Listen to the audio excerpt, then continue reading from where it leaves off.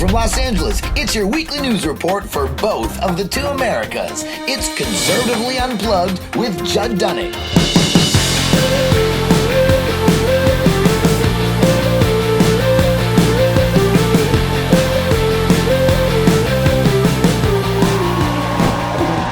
Gentle Nation, my name is Judd Dunning. I'm here with Carrie Long, my lovely co-host. And if you are tired of politics, you are in the wrong place. This is the show for the other 50% of America. There's 320 million Americans. 206 million are voting age, and 117 million people are center-right, my friends. And we have a great guest today, which will show you what exactly the funniest of the right is. Evan Sayet is here, ladies and gentlemen. It's my pleasure. It's good to see you. You know, when you and I had lunch and you told me about this, I said, it'll never pull it off. So I promised I'd be here, and damn it, you pulled it off. See, I had to make it happen. Right? I was like, I want to see Evan again. Right? It's a strange obsession. If you don't know Evan, everybody, Hannity, Dennis Prager, Dennis Miller, consider you the preeminent conservative comic. So I appreciate you. The one I like the best, even though he's not the most famous person, Michael Barone, who I've got the highest respect for. I adore Michael. Yes, he saw my show one night, and he said, Evan has crossed that line from funny to important. Yeah, because I'm not a comedian who happens to be conservative or conservative who happens to be a comedian. I'm a conservative political comedian. Right. And if you take that mantle for yourself, just like Bill Maher does, then you better try to be important, try to be right, try to be factual, try to be, and of course, humorous, but also take it just a little bit deeper and a little bit further. What are you trying to achieve? And what's important to you for as far as laughter and politics for the people that you're spreading the good word to? It's actually, I've had to learn, because I back in the old days when I first started out, I started out as a pretty generic comedian. And I don't mean that with any self-deprecation. I did not have a political point of view. When I segued into political comedy, I get a lot of, you tell them, brothers. I get a lot of gospelized. And I have to get used to the fact that what I'm doing now is not joke oriented. Rodney Dangerfield, I'll tell you, my wife, she wanted to have sex in the back of the car. She wanted me to drive. He's going to get bigger laughs, you see, than I am by doing what I do. No, it never gets old.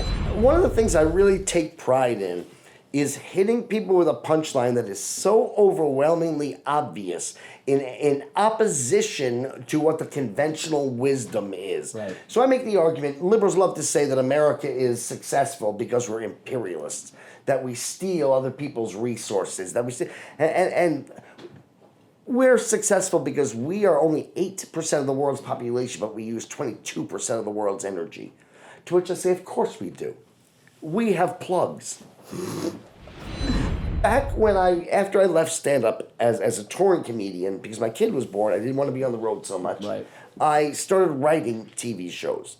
The first TV show I wrote was a show called The Arsenio Hall Show. Yeah, fantastic. Folks, look, I was the voice of Black America for 2 years.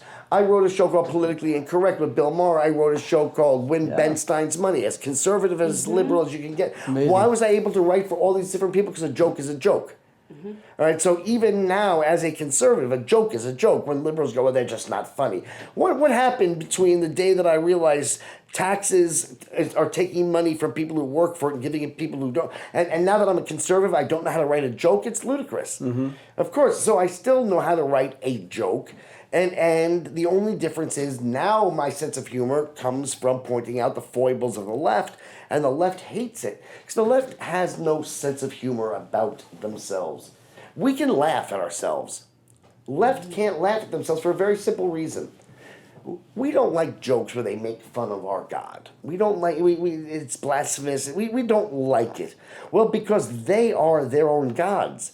They don't like jokes about themselves. I was not an ideological leftist. I wasn't a thinking man's leftist. In fact, there is no such thing. Right. It was simply what our friend Andrew Breitbart would have called the default factory setting for somebody who grew up a New York City-born Jew.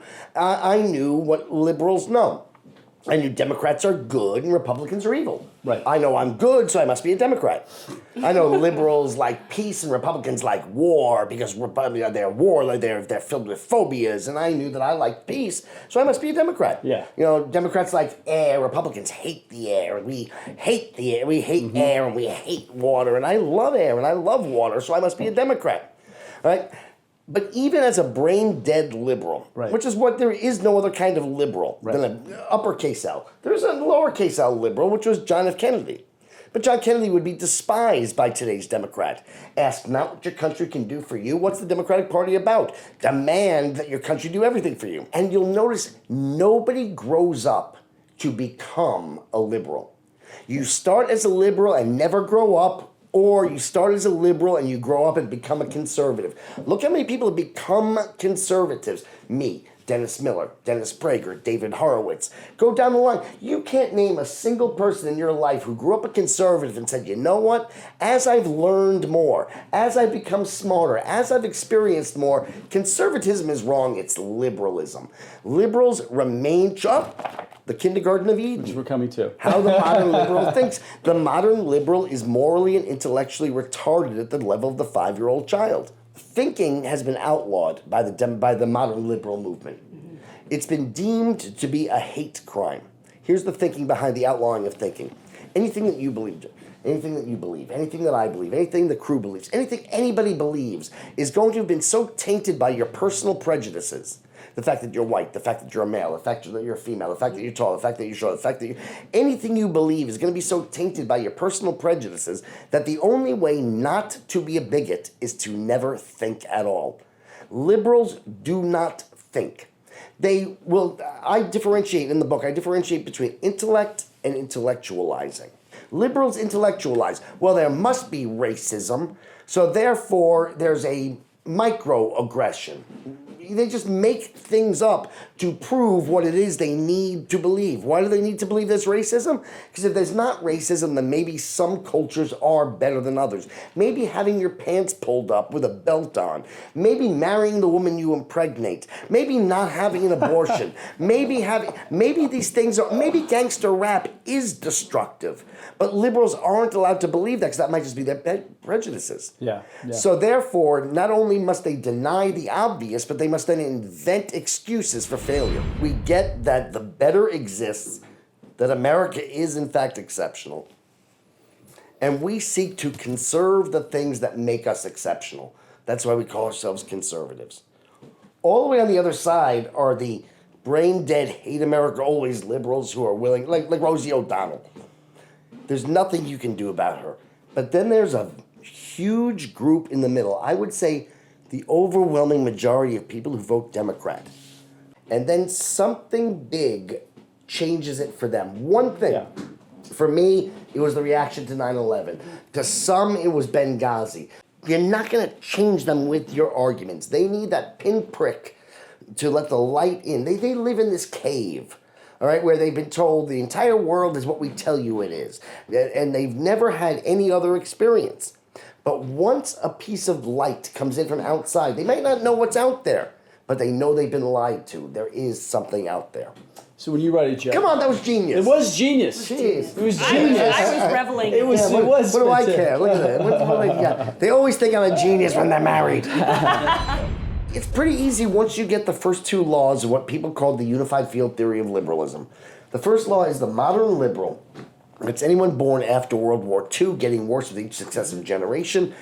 The modern liberal was raised to believe that indiscriminateness, not thinking, is a moral imperative because its opposite is discrimination. Thinking is an act of bigotry, but it's the second law that's essential. Indiscriminateness of thought does not lead to indiscriminateness of policy. It leads to siding always with evil, failure, and wrong. Why?